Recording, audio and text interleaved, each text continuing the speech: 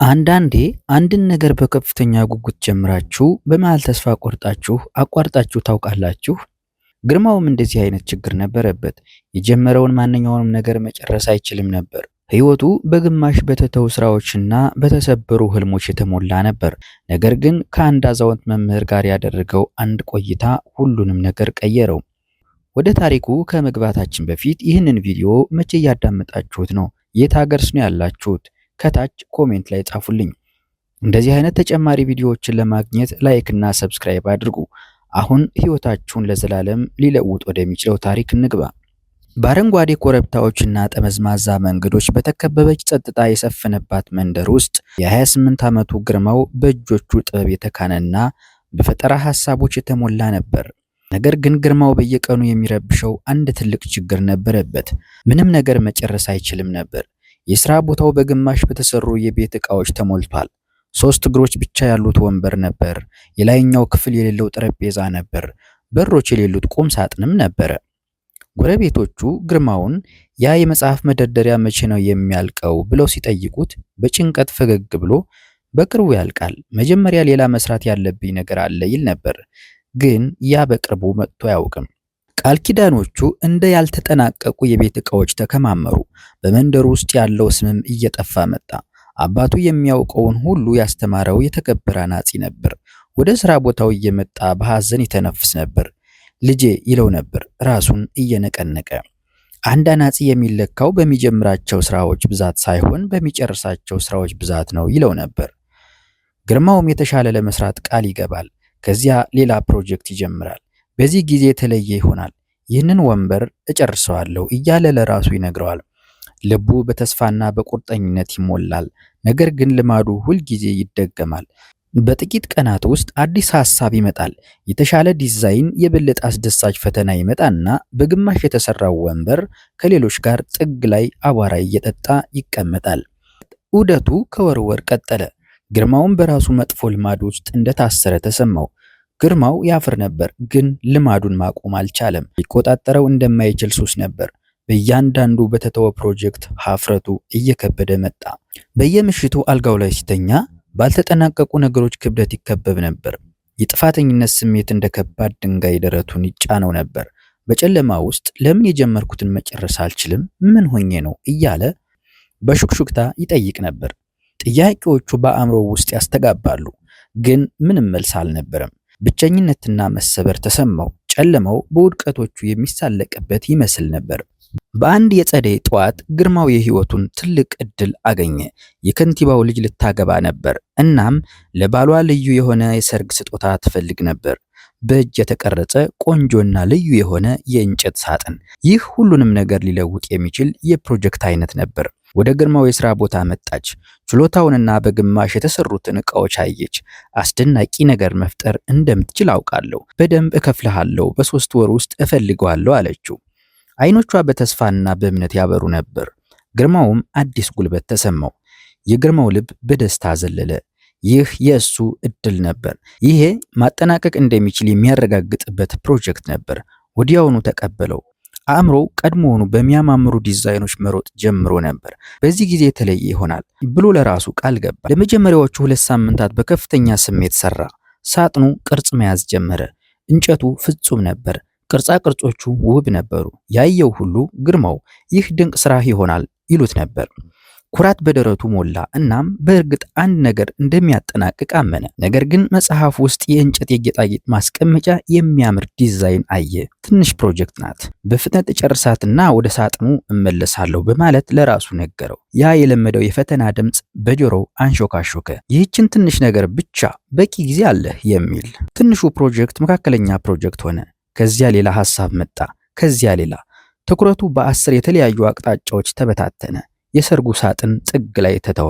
ቀናት ወደ ሳምንታት ተቀየሩ እና 3 ወራት እንደ ውሃ በጣቶቹ መሃል አለፉ። የሰርጉ ቀን ደረሰ። ሳጥኑ አሁንም ሳይጠናቀቅ በስራ ቦታው ጥግ ላይ ተቀምጦ ነበር። ክዳን የለውም፣ ቁልፍ የለውም። የቅርጻ ቅርጾቹ ግማሽ አልተጠናቀቁም። እንደወደቀ ሐውልት ሆኖ ቆመ። ግርማው ከስራ ቦታው በር ላይ ቆሞ የሰርጉ ደወል ከሩቅ ሲደወል ያዳምጥ ነበር። የከንቲባው ልጅ ሌላ ናጺ ቀጥራ ነበር። ግርማው ስራውን አጣ፣ ገንዘቡን አጣ፣ ስሙንም አጣ። ግን ከሁሉም የከፋው ለራሱ ያለውን ክብር አጥቶ ነበር። የዚህ ውድቀት ህመም ከምንም ጊዜ በላይ ጠልቆ ገባው። ስለ ገንዘብ ወይም ስለ ስም ብቻ አልነበረም። በደርዘን የሚቆጠሩ ባልተጠናቀቁ ስራዎች ተከቦ የሥራ ቦታው ወለል ላይ ተቀመጠ። እናም በህይወቱ ለመጀመሪያ ጊዜ አለቀሰ። ያለቀሰው አንድ ጊዜ ስለወደቀ ሳይሆን ለዓመታት በተመሳሳይ መንገድ ደጋግሞ ስለወደቀ ነው። እንባውም የመጣው ሁሉም የተሰበሩ ቃል ኪዳኖቹ ከሚኖሩበት ከውስጡ ጥልቅ ቦታ ነው። የሚያምሩ ጅማሬዎችን ወደሚፈጥሩ ነገር ግን የሚያምሩ ፍጻሜዎችን ወደማያውቁት ክህሎት ያላቸውን እጆቹን ተመለከተ። ሁልጊዜም ታላቅ ነገር ሊያደርግ ተቃርቦ ወደሚቀርሰው መሆን ሰልችቶኛል ሲል በሹክሹክታ ተናገረ። ቃላቶቹ እውነትና ህመም አዝለው አየር ላይ ተንጠለጠሉ። በዚያ ምሽት ተሰብሮና ተስፋ ቆርጦ ግርማው ሳሙኤል የሚባል አዛውንት አናጺ ወደሚኖርበት የመንደሩ ዳርቻ ተጓዘ። ሳሙኤል በሁለት ነገሮች ይታወቅ ነበር፤ በፍጹም የእጅ ጥበብ ስራውና በዝምታው። እምብዛም አይናገርም ነበር፣ ግን ሲናገር ቃላቶቹ የዓመታት ክብደት ነበራቸው። ግርማው የሥራ ቦታውን በር አንኳኳ። ሳሙኤል ከፈተው። የግርማውን ቀይ አይኖቹ ተመለከተና በቀላሉ ግባ አለው። ምንም ጥያቄ፣ ምንም ፍርድ አልነበረም፣ የመግባት ግብዣ ብቻ። የሥራ ቦታው ትንሽ ግን በጣም ንጹህና የተደራጀ ነበር። እያንዳንዱ መሳሪያ የራሱ ቦታ ነበረው። እያንዳንዱ ገጽ ንጹህ ነበር። በክፍሉ መሃል ላይ በሁሉም ዝርዝር ጉዳዮች ፍጹም የሆነ ቀላል የእንጨት ወንበር ተቀምጦ ነበር። ከግርማው የተመሰቃቀለ የሥራ ቦታ ጋር ያለው ልዩነት አስገራሚ ነበር። እዚህ ያለው ነገር ሁሉ ስለ ዲሲፕሊንና ስለ ማጠናቀቅ ይናገራል። ግርማው በአንድ ጊዜ መነሳሳትም ማፈርም ተሰማው። መምህር ሳሙኤል አለ ግርማው ድምፁ እየተንቀጠቀጠ፣ ምንም ነገር መጨረስ አልችልም። ችሎታ አለኝ፣ ሐሳቦች አሉኝ፣ ነገር ግን የጀመርኩትን ማጠናቀቅ አልችልም። ድምፁ በስሜት ተሰበረ። እንዴት ነው የምታደርገው? እንዴት ነው ሁሉንም ነገር በፍጹምነት የምትጨርሰው? ጥያቄው ከነፍሱ ፈሰሰ። ሳሙኤል ወዲያውኑ አልመለሰም። በምትኩ ትንሽ የእንጨት ቁራጭና የመቅረጫ ቢላዋ አነሳ። ተቀምጦ በቀስታና በጥንቃቄ መቅረጽ ጀመረ። ከበርካታ ደቂቃዎች ዝምታ በኋላ ተናገረ። ዝምታው ራሱ ከጥበብ በፊት የትዕግስት ትምህርት ነበር። ግርማው፣ ይህንን እንጨት ታየዋለህ? ግርማው አይኖቹን በአዛውንቱ እጆች ላይ ተክሎ ራሱን ነቀነቀ። በዚህ እንጨት ውስጥ ማንኪያ አለ፣ ነገር ግን አሁን ማንኪያው ታስሮ አይታይም። የሳሙኤል ድምፅ የተረጋጋና ጽኑ ነበር። የኔ ስራ ማንኪያ ያልሆነውን ሁሉ ማስወገድ ነው። እያንዳንዱ ቃል ጥልቅ ትርጉም ነበረው። ስስ ጣውላ ጠረበ። አሁን ባቆም የተበላሸ እንጨት ብቻ ነው፣ ዋጋ የለውም። የእንጨቱ ፍቅፋቂ መሬት ላይ ወደቀ። በጣም ቀላል ድርጊት፣ ግን በትርጉም የተሞላ። ሌላ ጣውላ ጠረበ። አሁን ባቆም አሁንም ምንም ነው፣ ተጨማሪ የተበላሸ እንጨት ብቻ። ሌላ ፍቅፋቂ ወደቀ። በትዕግስት መቅረጹን ቀጠለ። ግን ከቀጠልኩ አንድን ጣውላ ከዚያ ሌላውን ካስወገድሁ ማንኪያው እስኪወጣ ድረስ ሳላቆም ከሰራው የተጠናቀቀ ጠቃሚና ዋጋ ያለው ነገር ፈጥሬያለሁ። አሁን ማንኪያው ቅርጽ መያዝ ጀምሮ ነበር እና ግርማው በአድናቆት ይመለከት ነበር። ሳሙኤል ቀጥታ ግርማውን ተመለከተው። እያንዳንዱ ፕሮጀክት የፈተና ጊዜ አለው። ጅምሩ አስደሳች ነው። አዳዲስ ሐሳቦች፣ አዳዲስ እድሎች ይታያሉ። መጨረሻውም አጥጋቢ ነው። ማጠናቀቅ ኩራትና ውጤት አለው። በግማሽ የተቀረጸውን እንጨት አነሳ። መካከለኛው ክፍል ከባድ፣ አሰልችና ተስፋ አስቆራጭ ነው። ራስህን ትጠራጠራለህ። አዳዲስ ሐሳቦች ይበልጥ አስደሳች ሆነው ይታያሉ። ብዙ ሰዎች የሚያቋርጡት እዚህ ጋር ነው። ነገር ግን ምስጢሩ ይሄ ነው። ሳሙኤል ቃላቶቹ እንዲሰርጹ ቆም አለ። ማጠናቀቅ ከመነሳሳት ወይም ሞቲቬሽን ጋር የተያያዘ አይደለም። መነሳሳት ወይም ሞቲቬሽን ይጠፋል። ማጠናቀቅ ማለት ምንም እንኳን ስሜት ሰጪ ባይሆንም ለሂደቱ ራስን መስጠት ማለት ነው። እነዚህ ቃላት ግርማውን እንደ መብረቅ መቱት። ሲፈልገው የነበረው እውነት ይሄ ነበር። መነሳሳት ወይም ሞቲቬሽን መፍትሄ አልነበረውም። ሳሙኤል በግማሽ የተቀረጸውን እንጨት በግርማው እጆች ውስጥ አስቀመጠ። ለሚቀጥሉት 30 ቀናት የተለየ ነገር እንድታደርግ እፈልጋለሁ። አንድ ፕሮጀክት ምረጥ፣ አንድ ብቻ። በስራ ቦታ ውስጥ ያለውን ትንሹንና ቀላሉን ፕሮጀክት። እናም ቃል እንድትገባ እፈልጋለሁ። ያንን ፕሮጀክት በየቀኑ ትነካዋለህ እስከሚያልቅ ድረስ፣ በቀን ለ10 ደቂቃ ብቻ ቢሆንም ምንም እንኳን ስሜቱ ባይኖርህም፣ አሰልቺ ቢሆን፣ የተሻለ ሐሳብ ቢመጣም ጠጋልና አንድ ነገር ጨርስ ግርማው። አንድ ብቻ። ምክንያቱም አንድ ነገር መጨረስ የሚችል ሰው ማንኛውንም ነገር መጨረስ ይችላል። ቃላቶቹ በግርማው ልብ ውስጥ እንደ ዘር አረፉ። በቅርቡ ወደ ውብ ነገር የሚያድጉ ዘሮች። ግርማው ከዓመታት በኋላ ለመጀመሪያ ጊዜ በውስጡ ተስፋ ሲቀሰቀስ ተሰማው። ይህ ቀላል መመሪያ ጥልቅ ሐይቅ ውስጥ ለሚሰጥም ሰው እንደተወረወረ የህይወት አድን ገመድ ነበር። ግርማው በዚያ ምሽት በግማሽ የተቀረጸውን እንጨት እንደ ቅዱስ ዕቃ ይዞ ወደ ቤቱ ተመለሰ። በስራ ቦታ ውስጥ ያለውን ያልተጠናቀቁ ፕሮጀክቶች ዙሪያውን ተመለከተና ውሳኔ አደረገ። በጣም ቀላሉን ስራ መረጠ። ከወራት በፊት የተጀመረችውን ትንሽ የእንጨት ወንበር ለማጠናቀቅ ጥቂት ሰዓታት ብቻ የሚያስፈልጋት ይህችን አለ ድምፁን ከፍ አድርጎ። ይህችን ጨርሳታለሁ። ድምፁ በቁርጠኝነት የጠነከረ ነበር። የሺህ ማይል ጉዞ የሚጀምረው በአንድ እርምጃ ነው። ይህች ወንበር የመጀመሪያ እርምጃው ትሆናለች። በቁርጠኝነቱ እንደ ቅዱስ መሠዊያ አድርጎ በስራ ቦታው መሃል አስቀመጣት። በማግስቱ ጠዋት አእምሮው ሰበብ ከመፍጠሩ በፊት በወንበሯ ላይ ለ10 ደቂቃ ሰራ። 10 ደቂቃ ብቻ። አስደሳች አልነበረም፣ አጓጊም አልነበረም። ግን ሰዓቱ ሲያልቅ ጮኸና ወደ ኋላ ተመለሰ። ትንሽ ድል ግን ቢሆንም ድል ነው። ቀን 2 10 ደቂቃ፣ ቀን 3። ልማዱ ቀላል ነበር፣ ግን ቀላል ማለት አይከብድም ማለት አይደለም። እያንዳንዱ ቀን ምርጫን ይፈልግ ነበር። ቃሉን የመጠበቅ ምርጫ፣ መነሳሳት ወይም ሞቲቬሽን በሌለበት ጊዜ እንኳን የመገኘት ምርጫ፣ ለራሱ የገባውን ቃል የማክበር ምርጫ። በአምስተኛው ቀን አዲስ ሐሳብ መጣ። ለመስታወት ፍሬም የሚሆን ድንቅ ዲዛይን። እጆቹ እሱን ለመጀመር አከኩት። ፈተናው በጣም ጠንካራ ስለነበር በአካላዊ ሁኔታ ተሰማው። ነገር ግን የሳሙኤልን ቃላት አስታወሰ። በምትኩ ወንበሯን ነካ። ፈተናው ጠንካራ ነበር፣ ነገር ግን ቁርጠኝነቱ የበለጠ ጠንካራ ነበር። እያንዳንዱ ቀናት ለ10 ደቂቃዎች ሰርቷል። አንዳንድ ቀናት ከጀመረ በኋላ ጉልበቱ ስለሚገፋፋው ለ1 ሰዓት ይሰራ ነበር። ነገር ግን አንድም ቀን አላለፈም። ዝናብም ሆነ ፀሐይ፣ ደክሞትም ሆነ በኃይል ተሞልቶ፣ ተነሳስቶም ሆነ ሳይነሳሳ እዛው ይገኝ ነበር። ኮንሲስተንሲ አዲሱ ማንነቱ እየሆነ መጣ። በ12ኛው ቀን አንድ ነገር ተለወጠ። ወንበሯ ልታልቅ ተቃርባ ነበር።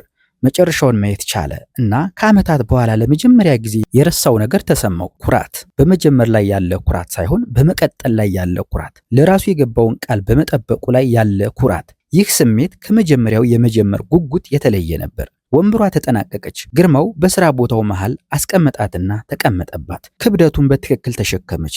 ቀላል ነበረች፣ ግን አልቃለች። ሙሉ ነበረች። በለስላሳው ገጽ ላይ እጆቹን አሳለፈ። እያንዳንዱ ኢንች የቁርጠኝነትን ታሪክ ይናገራል። በውስጡ አንድ ነገር ሲሰበር ተሰማው። በሚያም መንገድ ሳይሆን እንደታመቀ ነገር መለቀቅ። እንባ መጣ። ግን በዚህ ጊዜ የተለየ ነበር። የደስታ እንባ፣ የድል እንባ፣ የለውጥ እንባ። በህይወቱ ለመጀመሪያ ጊዜ ያልተበላሸ መሆኑን ተረዳ። ለዓመታት የተሸከመውን ክብደት እንዴት ማጠናቀቅ እንዳለበት መማር ብቻ ነበር ያስፈልገው። ነፃ ወጣ። ካለማጠናቀቅ ሀፍረት ነፃ ወጣ። መሆን ወደ ነበረበት ሰው ለመሆን ነፃ ወጣ። ሁለተኛ ፕሮጀክት መረጠ። ከዚያም ሶስተኛ። በእያንዳንዱ ጊዜ ተመሳሳይ ህግ፣ እስኪያልቅ ድረስ በየቀኑ መንካት። ወደ አዳዲስ ሐሳቦች መዝለል የለም። በመሃል መንገድ ተስፋ መቁረጥ የለም። ሂደቱ እየሰራ ነበር። በእያንዳንዱ በተጠናቀቀ ፕሮጀክት በራሱ ላይ ያለው እምነት አደገ። ምንም ነገር መጨረስ ያልቻለው ሰው ሁሉንም ነገር መጨረስ ወደሚችል ሰው እየተቀየረ ነበር። ሳምንታት፣ ወራት ሆኑ። የግርማው የሥራ ቦታ ሙሉ በሙሉ ተቀየረ። በግማሽ የተሰሩ ነገሮች መቃብር ጠፋ። በተጠናቀቁ የቤት ዕቃዎች ተተካ። እያንዳንዱ ዕቃ የቁርጠኝነት ማረጋገጫ ነው። ጎረቤቶቹ ማስተዋል ጀመሩ። ግርማው ምን ሆንክ ብለው በድንጋጤ ጠየቁ። ዝናው በእያንዳንዱ በተጠናቀቀ ፕሮጀክት እየተገነባ ነበር። ከ6 ወራት በኋላ የከንቲባው ልጅ ተመለሰች። ስለ ግርማው ለውጥ ሰምታ ነበር። አሁንም ያንን የሰርግ ሳጥን ልትሰራልኝ ትችላለህ ብላ ጠየቀችው። ለሰርግ ዓመታዊ በዓላቸው ነበር። አይኖቿ ተስፋን ግን ደግሞ ጥርጣሬንም ይዘው ነበር። ግርማው በዚህ ጊዜ የተለየ ይሆን? የመጀመሪያውን በእውነት መጨረስ ይችላል የሚል ጥርጣሬም ነበረባት። ግርማው ፈገግ አለ። አዎ፣ እና በዚህ ጊዜ እጨርሰዋለሁ። ድምፁ የተረጋጋና በራስ የመተማመን መንፈስ ያለው ነበር። ሊያደርገው እንደሚችል ያውቅ ነበር። አስቀድሞ በደርዘን የሚቆጠሩ ጊዜያት ለራሱ አረጋግጧል። እናም አደረገው። ሳጥኑ አስደናቂ ነበር። እስካሁን ከፈጠረው ከማንኛውም ነገር የተሻለ ነበር። ምክንያቱም በክህሎት ብቻ ሳይሆን በቁርጠኝነትም የተገነባ ነበር። ወዳጆቼ፣ የግርማው ታሪክ ስለ አናጺነት ብቻ አይደለም። ስለ እናንተ ነው፣ ስለ እኔ ነው። በስሜት ጀምረው ያልጨረሱት ስለ እያንዳንዱ ሰው ነው። ሁላችንም አንድ ቦታ አቧራ የሚጠጡ ያልተጠናቀቁ ህልሞች አሉን። በጉጉት የጀመርናቸው ነገር ግን በተዝረከረከው መካከለኛ ክፍል ውስጥ የተውናቸው ፕሮጀክቶች አሉን። እውነታው ይሄ ነው። ማጠናቀቅ ክህሎት እንጂ ተሰጥቶ አይደለም። እንደ ማንኛውም ክህሎት ሊማሩት ይችላሉ። ይዘውት መወለድ አያስፈልግም። በአንድ ጊዜ አንድ ፕሮጀክት በመለማመድ ብቻ ይገነባል። እያንዳንዱ የተጠናቀቀ ፕሮጀክት የማጠናቀቅ ጡንቻን ያጠናክራል፣ ቀጣዩን ቀላል ያደርገዋል። እነዚህን 3 ነገሮች አስታውሱ። አንደኛ፣ መካከለኛው ክፍል ሁልጊዜም ከባድ ነው።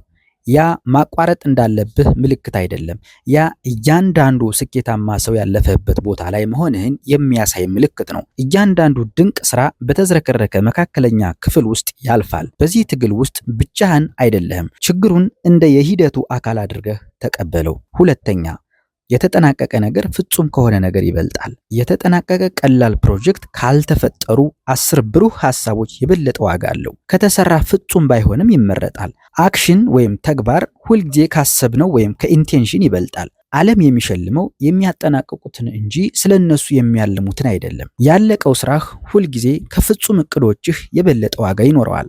ሶስተኛ፣ በቀን ለ10 ደቂቃ ቢሆን በየቀኑ ንካው። ምክንያቱም ኮንሲስተንሲ ሁልጊዜ ከሞቲቬሽን ይበልጣል። ሞቲቬሽን እንደ ባህር ሞገድ ይመጣል ይሄዳል። ኮንሲስተንሲ ግን ጸንቶ የመቆም አለት ነው። ትናንሽ የዕለት ተዕለት ተግባራት በጊዜ ሂደት ትልቅ ውጤት ይፈጥራሉ። የዕለት ተዕለት ስራ ድምር ውጤት ከማንኛውም የመነሳት ፍንዳታ የበለጠ ጠንካራ ነው። ስለዚህ የህይወታችሁን ዙሪያውን ተመልከቱ። በግማሽ የተነበቡ መጽሐፎችን፣ የተተዉ ግቦችን፣ በጉጉት ጀምራችሁ የተዋችኋቸውን ፕሮጀክቶች ተመልከቱ። አንዱን ምረጡ፣ አንድ ብቻ። ትንሹን ምረጡና ለቀጣዮቹ 30 ቀናት ቃል ግቡ። እስከሚያልቅ ድረስ በቀን ለ10 ደቂቃዎች ብቻ ቢሆንም እንኳን ያንን ፕሮጀክት በየቀኑ ትነኩታላችሁ። ካስፈለገ ሰዓት ሙላ። የቀን መቁጠሪያህ ላይ ምልክት አድርግ። ስለ ቁርጠኝነትህ ለአንድ ሰው ንገር። እውን አድርገው፣ አደባባይ አውጣው፣ ግዴታ አድርገው። ምክንያቱም ተጠያቂነት ሐሳብን ወደ ተግባር፣ ተግባር ደግሞ ህልምን ወደ እውነት ይለውጣል። አንድ ነገር በጨረስ ቅጽበት ማጠናቀቅ እንደምትችል ለራስህ ታረጋግጣለህ። ያ ሁሉንም ነገር ይለውጣል። ያ ማረጋገጫ ለሁሉም የወደፊት ስኬት መሰረት ይሆናል። አንተ ማጠናቀቅ የማትችል ሰው አይደለህም፣ ግን እንዴት ማጠናቀቅ እንዳለበት ያልተማረ ሰው ነህ። ዛሬ ግን ያ ይለወጣል። ዛሬ አጠናቃቂ የምትሆንበት ቀን ነው። ዛሬ ኃይልህን የምትመልስበት ቀን ነው። ዛሬ በእውነት ምን ማድረግ እንደምትችል ለራስህ የምታረጋግጥበት ቀን ነው። ለዚህ ቀላል ተግባር ቃል ከገባህ ቀጣዮቹ 30 ቀናት ይለውጡሃል። በቀን 10 ደቂቃዎች አንድ ፕሮጀክት እስከ ማጠናቀቂያው ድረስ። ይሄ ታሪክ በመጨረሻ አንድ ነገር ለማጠናቀቅ የሚያስፈልጋችሁን ግፊት ከሰጣችሁ ይህንን ቪዲዮ ላይክ አድርጉትና አቧራ የሚጠጡ ህልሞች ላለው ሰው ላኩለት። በሚቀጥለው 30 ቀናት ውስጥ የትኛውን አንድ ፕሮጀክት እንደምታጠናቅቁ ኮሜንት ላይ አስቀምጡልን። እርስ በርሳችን ተጠያቂ እንሁን። ተመሳሳይና ጠቃሚ በሆነ ሌላ ታሪክ እመለሳለሁ። እስከዚያው ግን አዳዲስ ነገሮችን መጀመር አቁሙና የጀመራችሁትን መጨረስ ጀምሩ። ይመቻችሁ።